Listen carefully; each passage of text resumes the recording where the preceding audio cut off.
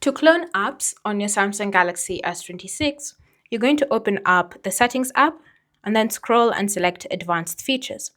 From here, you're going to tap on Dual Messenger, and then you're going to find an app that supports cloning. When you find an app that supports cloning, it should be listed here. So you're just going to tap on the toggle next to that specific app and then confirm that you wish to install a second copy. Read the disclaimer and then confirm your choice. And then if you want to use a separate contacts list, you can just tap on that to enable it, or you can keep it disabled and use the exact same contacts list currently on your phone. Then tap on next and wait for it to be cloned. Once it's been installed, you can now go ahead and navigate to the home screen or apps drawer, and you can be able to tell the primary app and the secondary app, which is the clone, with the cloning icon on top of it. Thanks for watching. If you have questions or comments, leave them down below, and I'll see you in the next video.